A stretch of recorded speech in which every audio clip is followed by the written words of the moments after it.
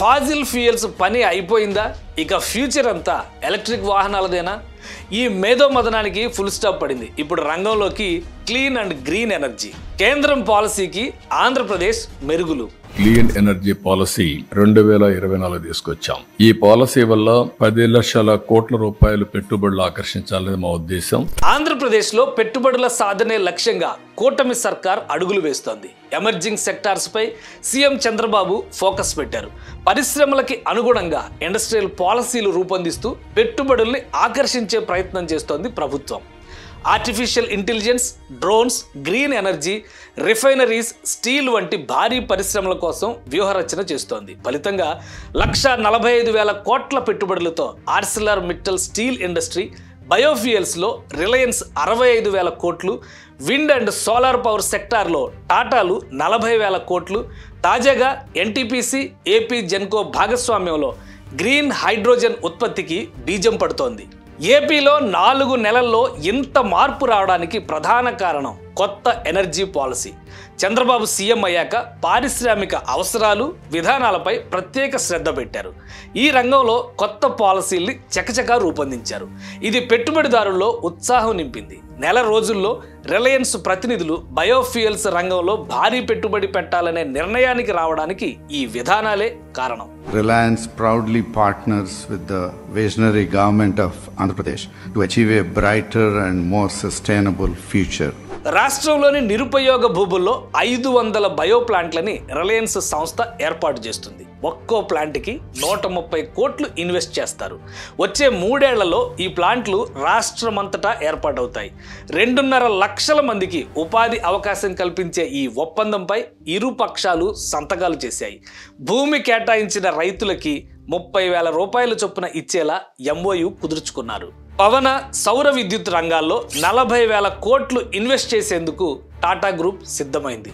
Tata group chairman Subrahmanyam చంద్రశేఖరన్తో భేటీ తర్వాత సీఎం చంద్రబాబు ఈ అంశాన్ని ట్వీట్ చేశారు. అసలు AP integrated clean energy policy ఏంటి?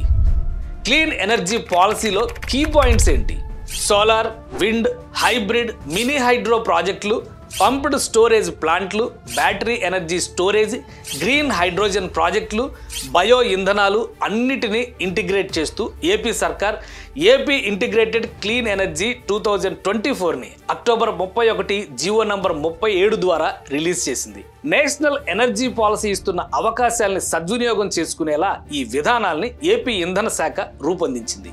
78.5 గిగావాట్ల సౌర విద్యుత్, 35 గిగావాట్ల wind energy, 25 gigawatts per hour battery energy storage, 1.50 millions of tons per annum green hydrogen, బయోఫ్యూయల్స్గా భావించే సిబిజీ, సిఎన్జి, ఇలా ప్రతి విభాగంలో నిర్దిష్ట లక్ష్యాల్ని ఈ పాలసీ నిర్దేశించింది.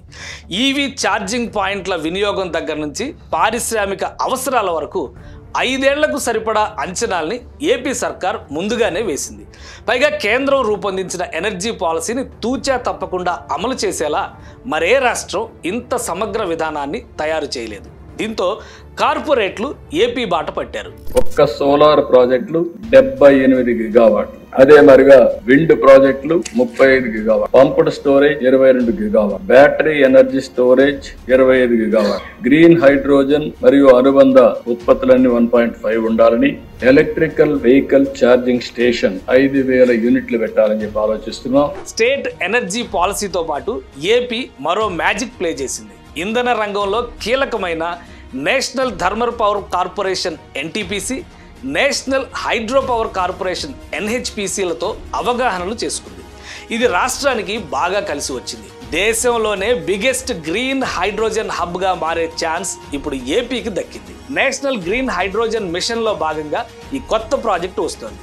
ఈ మెగా ప్రాజెక్టుకి ప్రధాని నరేంద్ర మోడీ నవంబర్ 29న భూమి పూజ చేయనున్నారు. 2030 నాటికి దేశంలో కర్బన వ్యర్థాలని తగ్గించి గ్రీన్ ఎనర్జీ దిశగా నడిపించే ప్రయత్నాల్లో ఇదొక భాగం. భారత్ 2030 तक अपनी नॉन फॉसिल एनर्जी कैपेसिटी को 500 गीगावाट तक पहुंचाएगा. ఎన్టీపీసీ, ఏపీ జెన్కో కొలాబరేషన్లో దేశంలో తొలి గ్రీన్ హైడ్రోజన్ ప్లాంట్కి విశాఖ పరిసరాల్లోని పూడి మడకని ప్రభుత్వం ఎంపిక చేసింది. 1200 ఎకరాల్లో ఎన్టీపీసీ, ఏపీ జెన్కో 50-50 భాగస్వామ్యంతో ఏర్పాటు చేస్తున్నాయి. 3 దశల్లో 84,700 కోట్ల రూపాయల పెట్టుబడులు, 25,000 ఉద్యోగాల కల్పనే లక్ష్యం. 20 గిగావాట్ల క్లీన్ ఎలక్ట్రిసిటీ, రోజుకి 1200 టన్నుల గ్రీన్ హైడ్రోజన్ సామర్థ్యం, ఇన్నోవేషన్, ఎలక్ట్రలైజర్లు, fuel cell manufacturing, startup facilities, robust testing వంటి ఇతర క్లీన్ ఎనర్జీ ఎకోసిస్టమ్ని ఈ హబ్లో డెవలప్ చేయనున్నారు. క్లీన్ ఎనర్జీ రంగంలో వస్తున్న విప్లవాత్మక ప్రణాళికలు, ప్రోత్సాహకాలు, ట్యాక్స్ మినహాయింపులు, రాయితీలు సహా అనేక అంశాలను పరిశీలించి భారీ పెట్టుబడుల్ని దక్కించుకునేందుకు ఏపీ వ్యూహాత్మక అడుగులు వేస్తోంది. అందుకే సీఎం చంద్రబాబు ఇంధన రంగంలోనే 10 లక్షల కోట్ల పెట్టుబడుల్ని రాబట్టాలని లక్ష్యంగా పెట్టుకున్నారు. Total investments I'm planning 10 lakh crores, 7.5 lakh employment direct and indirect. I'm having a action plan for 10 lakhs, 1/3 investment in Andhra Pradesh. That is our aim. Speed of doing business ఫార్ములాతో Reliance ని నెల రోజుల్లో రప్పించామని AP మంత్రి లోకేష్ చెబుతున్నారు. December 28న ప్రకాశం జిల్లా కనిగిరిలో తొలి bio ఇంధన ప్రాజెక్టుకి రిలయన్స్ కూడా శంకుస్థాపన చేయనుంది. It would not have been possible without the progressive clean energy policy formulated by the AP government. Today, we are building on this commitment through a major investment in bioenergy, a proposed investment of rupees 65,000 crores in the state of Andhra Pradesh. One family one entrepreneur లక్ష్యంగా కూటమి సర్కారు ముందుకు సాగేందుకు కేంద్రం, corporate వర్గాల చేయూత అవసరమని బలంగా నమ్ముతోంది. ఈ దిశగా కలిసి వచ్చే ఏ ఛాన్స్ని ఏపీ వదులుకోదలుచుకోలేదు. అందుకే ఇక్కడ వేగమే విధానం, స్పీడ్ ఈజ్ పాలసీ.